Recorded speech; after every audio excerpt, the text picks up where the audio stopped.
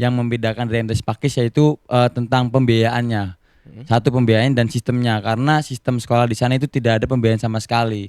Jadi benar-benar gratis selama sekolah di sana. Iya. Listrik ada. Airnya sendiri air? Air itu dari pegunungan, Mas. Jadi kalau pernah itu sempat 3 kali atau 4 kali macet, jadi susur ke atas gunung seperti itu. Itu untuk juga Desa pembenahan. Karya itu tentang bagaimana bahwasanya anak-anak desa tidak selalu dikecilkan, tidak selalu kalah dengan anak kota. Semuanya sama, memiliki potensi yang sama walaupun anak desa.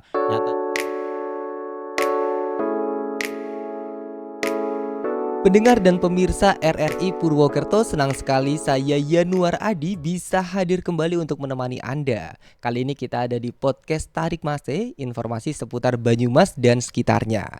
Baik pendengar dan pemirsa, belum lama ada sekelompok mahasiswa dari UIN Seizu Purwokerto yang melaksanakan sebuah program kerja di MTS Pakis yang berlokasi di Desa Gunung Lurah, Kecamatan Cilongok. Bagi Anda yang masih asing, MTS Pakis ini merupakan salah satu MTS yang spesial karena ada beberapa perbedaan dibandingkan dengan MTS-MTS lainnya, terlepas dari lokasinya yang memang agak sulit untuk dijangkau. Langsung saja kita akan ngobrol dengan dua orang narasumber yang sudah hadir di studio podcast Tarik Mase. Mereka adalah mahasiswa dari Prodi Bimbingan Konseling Islam UIN Seizu Purwokerto. Yang pertama ada Mas Muhammad Zulfan Asmi. Apa kabar Mas Zulfan? Alhamdulillah sangat-sangat sehat. Sehat ya, semangat ya Mas Zulfan ya. Dan satu lagi adalah Muhammad Zidan Arif ya. Ya, betul sekali. Oke, Mas Zidan sehat juga ya Mas ya. Alhamdulillah sehat sangat ini, Mas. Baik, bener ya, kemarin baru ada proker di MTS Pakis yang ada di Gunung Lurah. Ya, Ya, betul. Benar, bisa dijelaskan dulu seputar MTS Pakisnya dulu deh. MTS Pakis, mungkin masih ada pendengar dan pemirsa yang asing dengan MTS Pakis ini. Sebenarnya apa sih yang membedakan MTS Pakis ini dengan MTS-MTS lainnya? Oh iya, MTS Pakis itu sendiri itu MTS Pakis itu disingkatan Patience dan lain-lainnya, saya lupa itu dari bahasa Inggris. Ya, terus kemudian yang membedakan dari MTS Pakis yaitu tentang pembiayaannya. Satu, pembiayaan dan sistemnya, karena sistem sekolah di sana itu tidak ada pembiayaan sama sekali. Jadi benar-benar gratis selama sekolah di sana. Hanya ketika nanti ingin kelulusan, dia akan menginduk ke sekolah yang lain seperti itu ketika ujian. Jadi seperti paket. Lalu di MTS Pakis ini sistem ketika ada siswa baru daftar ulang itu menggunakan hasil bumi. Hasil buminya seperti pisang-pisang, ubi-ubian, beras dan lain-lainnya.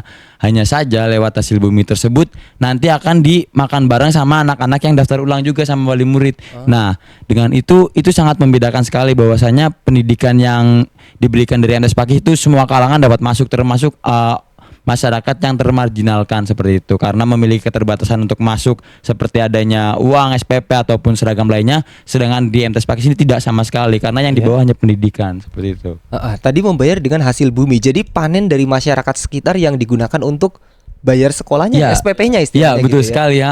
Jadi itu yang sangat menarik bagi saya, karena kok melihat situasi di Banyumas khususnya daerah Purwokerto ya, karena kan Purwokerto ke Cilongok hanya 30-20 menitan, tetapi kok masih ada sekolah yang seperti itu dan tidak dilihat oleh pemerintah atau diberdayakan seperti itu, kan sangat disayangkan sekali.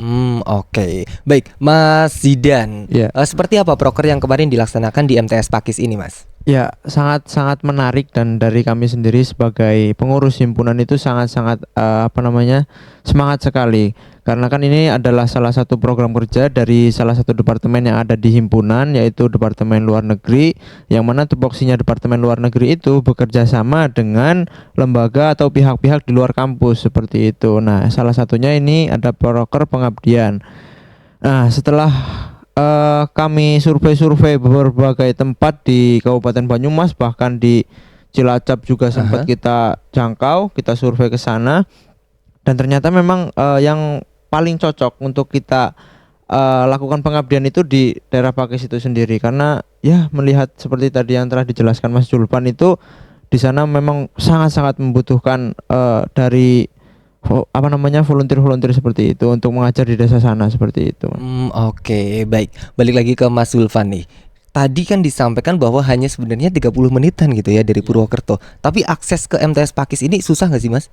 Masya Allah susahnya, karena jalannya yang sangat-sangat nanjak, dan itu ketika nanjak itu butuh 10 menitan untuk nanjak, dan di situ ketika malam tidak ada penerangan sama sekali tidak ada penerangan. Jadi dibilang aksesnya terjal, cuma jalannya itu kebetulan baru-baru kemarin sudah dibenarkan oleh pemerintah karena ya melihat adanya MTS Pakis di sini tuh dibantu lewat situ seperti itu. Hanya saja untuk tempat dan pendidikan situ belum ke ranah sana pemberdayaannya. Jadi sekarang jalannya udah diaspal gitu ya Mas? Sudah, alhamdulillah sudah. Cuma ya penerangan itu benar-benar gelap dan di tengah hutan ya. Kanan kiri cuma pohon kabut jurang. Oke, kemarin siswanya ada berapa sih Mas? Untuk siswa sendiri itu ada dari MTS itu ada 33-an. Terus untuk dari ke SD-nya itu ada sekitar 7 sampai 10. Dan untuk yang SMA-nya beberapa ya, hanya 2 atau 3 gitu. Oh, jadi walaupun namanya MTS tapi ini ada SD, SMP, SMA. Ya, kalau di sana tuh kan namanya MTS Pakis. Hanya saja itu tuh satu rumpun satu RT di sana. Oh. RT yang di bagian paling atas pegunungan, tepatnya di Telaga Kumbai persis. Nah, di situ menjangkau ke RT lain sangat sulit dan jauh gitu. Harus jalan kaki sekitar ada 15 menitan ketika jalan kaki. Di situ tuh ada SD dan MTS Pakis. SD-nya itu harus turun dulu. Ada turun berjarak 15 menitan ketika menggunakan kendaraan motor itu. 10 menit 15 menit untuk turun untuk sekolah SD. Hanya saja melihat perekonomian masyarakat di sana yang memang cenderung kurang diberdayakan dan kurang berkualitas, dan itu kebanyakan masyarakat hanya sekolah di SD kan. Setelah SD anak-anak disuruh membantu orang tuanya karena tidak memiliki ekonomi yang cukup untuk ini pendidikan. Oke.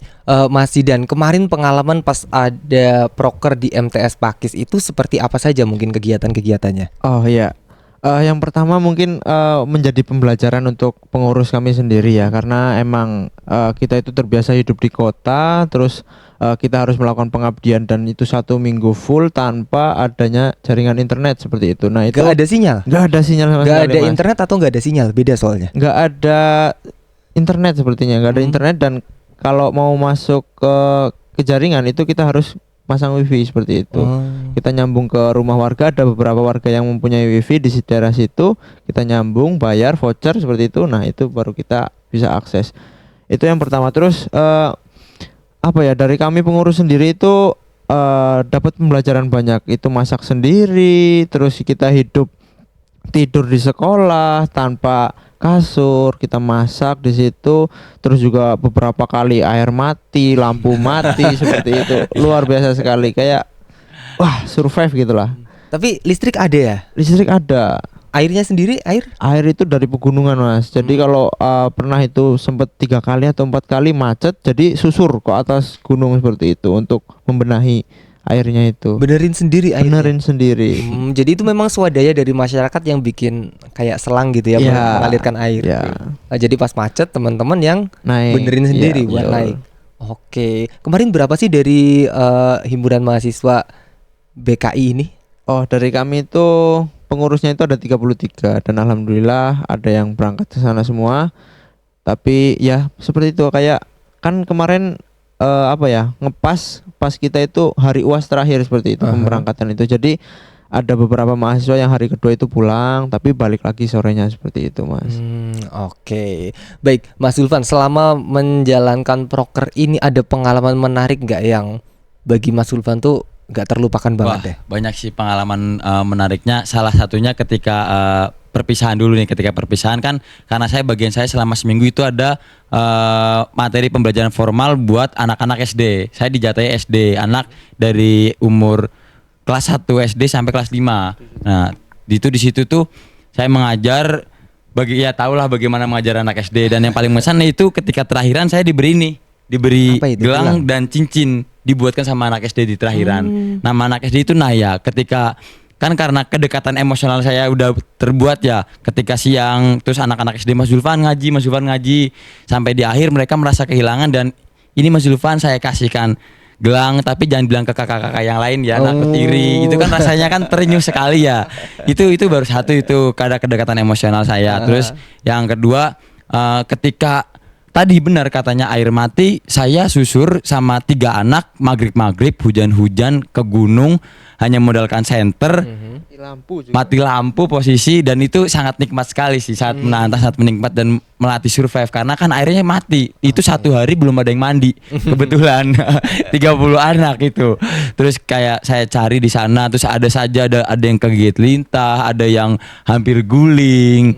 Begitupun ada gentengnya itu juga pernah bocor, harus pakai banner di kelasnya itu kan karena kan kami tidur di kelas. Gentengnya itu ada yang bocornya itu tidak hanya 1 genteng tapi 1 larik sampai ke bawah. Jadi menggunakan banner kami yang kami bawa buat alas, kami jadikan untuk meranda bocor untuk sementara seperti itu. Ya, begitulah karena melatih kami yang tadinya anak manja, melatih mental, melatih kekeluargaan. Karena saya percaya bahwasanya ketika kebanyakan orang dipindahkan ke tempat yang tidak nyaman, itu akan terlihat karakternya masing-masing. Dan di situ bagaimana mereka survive akan terlihat seperti itu. Oke. Zidan, kamu dapat gelang nggak, Zidan? Aku dapat cincin. Oh, Gelangnya cincin cuma saya dari saya.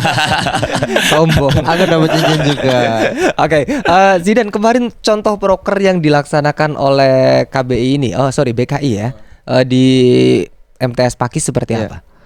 Contoh seperti apanya nih, Mas? Kegiatan-kegiatan yang mungkin yang kalian bawa, bukan yang sebelumnya ada di kegiatannya. MTS ini. Jadi kami itu pagi itu kita ada sekolah formal dan sekolah formalnya itu kita nggak kayak ngajar-ngajar di sekolah pada umumnya seperti itu. Jadi kita mengajarnya itu lebih ke prakteknya seperti itu, Mas. Jadi kayak nasionalisme, terus Pancasila dan lain-lain seperti itu kita ajarkan dari jam 8 sampai jam setengah 11-an seperti itu. Nah, habis itu istirahat, jam 1 itu mulai itu ada sekolah ekspresi, ada yang nari, ada yang puisi, ada yang jaran kepang itu, jaranan ebek-ebekan seperti Banyumas. itu. Nah, Itu tidak ada melupakan juga. budaya Banyumas tetap. Terus yang SD itu ada menggambar, terus ada mewarnai seperti itu, Mas. Tapi ngajarin ngebek sendiri kalian? Iya, saya emang? kebetulan Oh, saya. bisa. Iya. Karena kan kegiatannya tidak hanya itu sih, kan ada sekolah formal, sekolah ekspresi, kemudian ada lagi pasar gratis. Pasar gratis itu kami kolektif dengan cara mengumpulkan donasi, yaitu pakaian bayi, entah parabotan, kayak sapu dan lain-lain. Kami kumpulkan dan itu alhamdulillah terkumpul, khususnya dari berbagai orang-orang di sana itu melihat ini, oh ini kesempatan saya untuk sedekah, ini banyak baju bekas yang gak kepakai, ditaruh ke saya tampung, terus kayak berikan ke cuma-cuma ke masyarakat. Jadi masyarakat saya kumpulkan, silakan Bu, ini ada pasar gratis, diambil secukupnya untuk membantu perekonomian setidaknya, ada baju-baju banyak. Terus kemudian juga kita ada penampilan di akhir itu panggung gembira dari sekolah ekspresi yang sudah kita latih. Di akhirnya itu ada puncaknya itu di panggung gembira, ada masyarakat semuanya datang ke sana, terus melihat anak-anaknya, ada anak yang umur baru 6 tahun atau 5 tahun itu doa-doa, terus ada juga yang menari, ada juga anak kelas 5 SD yang saya ajarin puisi tentang ibu, terus ibunya ada yang nangis juga. Jadi kan suasananya kan kekeluarganya hangat gitu, bareng-bareng. Kemudian juga ada appreciate kami dengan cara menempelkan lewat pameran. Jadi ada karya-karya anak seperti menggambar dan fotografi juga ada di sana. Kami melatih kelas fotografi. Jadi foto-foto yang sudah dilakukan anak-anak kami tempel, kami pajang untuk pameran. Begitupun kami ada satu lagi yaitu nobar film. Nobar film? Iya, nobar filmnya itu bareng anak-anak dan ibu-ibu. Di situ nobar filmnya tentang desa karya. Ya, saya mengutip dari Google, itu judul Desa Karya, itu tentang bagaimana bahwasanya anak-anak desa tidak selalu dikecilkan, tidak selalu kalah dengan anak kota. Semuanya sama, memiliki potensi sama walaupun anak desa. Nyatanya lewat film itu ada beberapa, karena kan di situ kan film menjelaskan tentang anak desa yang membangun desa sendiri lewat menggunakan membangun wisata yang ada dengan itu. Jadi anak-anak mulai terinspirasi dan tanya ke saya, Mas ini kalau bikin ini gimana, nah itu karena tidak selalu orientasi anak-anak desa itu sekolah SMA merantau, nanti desanya selalu mengalami ketertinggalan, ketimpangan terus-terusan, kan kasihan gitu. Oke. Baik, Zidan, kemarin pas kamu melaksanakan proker di MTS Pakis ini nih, kamu kan tadi ceritanya bahwa ada pengalaman benerin aliran air yang sempat mati. Ada hewan-hewan berbahaya nggak sih? Ada. Masih ada. Kayak babi itu masih sampai ke pedesaan itu masih kera, itu babi, kera, terus burung-burung juga masih burung-burung yang jarang terlihat seperti itu masih ada di situ, Mas. Ular gitu ada? Ya, ular banyak. Anjing liar juga ada kebetulan. Iya, anjing liar. Ketika saya lagi ronda gitu ada aja Lewat. gitu. Oh iya misi. Tapi gak ada kejadian kan ya? Nggak Aman ada. semua. Aman. Aman semua. Iya. Oke. Antusiasme dari para siswa sendiri seperti apa sih di MTS Pakis ini? Wah, sangat-sangat antusias mereka. Bahkan pas kami itu berpamitan untuk pulang ke Purwokerto lagi, mereka itu kayak apa ya, keberatan seperti itu. Ada yang nangis juga, terus ada yang meluk, terus kapan kesini lagi seperti itu. Ya, itu Luar yang biasa mesankan sekali. dari perpisahan ini tuh ketika ada Naya yang memberi saya ini. Mas Zulfan ini buat kamu aja, jangan bilang yang lain, karena saya doang tuh dari 30 anak yang mendapatkan gelang. Oke. Kemudian sebelum Mas Zulfan ini pulang, saya Naya mau peluk dulu, semuanya peluk gitu. So sweet, anak-anak kelas 5 SD kayak udah ditinggal beneran gitu. Ya, selama kalian menjalankan proker, kira-kira masukan apa yang bisa kalian berikan nih kepada masyarakat atau mungkin kepada pemerintah kabupaten atau mungkin pemerintah pusat agar wilayah di Gunung Lurah di MTS Pakis ini bisa berkembang ke depannya? Ya dari saya dulu mungkin ya. Ya. Dari saya dulu khususnya yang pertama tuh mahasiswa. Untuk mahasiswa sendiri saran saya itu mulailah hidupkan lagi bahwasanya di perguruan tinggi itu ada tridharma perguruan tinggi itu ada pendidikan, penelitian dan pengabdian. Kebanyakan mahasiswa hanya di pendidikan dan penelitian saja dan menggunakan penelitian itu untuk skripsi dan lain-lain, dan pengabdian ini hanya menunggu KKN. Kalau KKN kan terlalu lama. Bahwasanya mahasiswa itu harus ada kedekatan dengan masyarakat karena dia memiliki intelektual yang lebih tinggi, dan itu saya ingin menghidupkan kembali lewat organisasi kemahasiswaan, lembaga kemahasiswaan yang ada di perguruan tinggi itu harus kehidupan lagi ke pengabdiannya, karena ya kasihan karena kan kalian kan memiliki privilege lebih, dan ternyata masih ada loh di Purwokerto loh, di dekat si Purwokerto 30 menit yang membutuhkan kalian, tapi kalian tuh hanya ya mulai berkurang seperti itu. Semoga dari ini masih mulai meningkatkan lagi ke pengabdian kemasyarakatannya. Terus yang untuk pemerintah khususnya lebih ke perhatian kepada pendidikan, karena sektor-sektor pembangunan apapun ketika masyarakat masih membutuhkan pendidikan dan ruang-ruang itu masih ditutup, tidak adil rasanya. Karena saya juga yang saya pegang sendiri, saya nggak adil dong. Saya bisa kuliah 4 tahun tapi saya ngelihat anak desa yang langsung megang kayu masih muda, nggak adil. Saya bisa 4 tahun kuliah, dia nggak bisa mengambil pendidikan tersebut karena kekurangan ekonomi. Itu kan tugas pemerintah juga. Seperti itu, setidaknya ya harus lebih perhatian khususnya di masyarakat Banyumas dulu lah. Itu pemerintah mengkhususkan pendidikan di MTS Pakis itu asli sangat pendidikan harus diakses sama semua orang, sampai ada desa sebelah yang tidak kuat untuk membayar pendidikan di SMP, dia lari ke MTS Pakis ini. Dia jauh, jalannya 1 jam. Namanya perempuan, dan dia bisa menciptakan novel. Bisa bikin novel. Sekarang sudah jadi novelnya, namanya Perahu Negeri. Itu dibuat oleh dia, perjalanan tentang sekolah. Dia jalan dari rumahnya 1 jam naik turun gunung untuk sekolah, dan saya ketemu orangnya langsung. Wow, mantap. Nah luar itu biasa.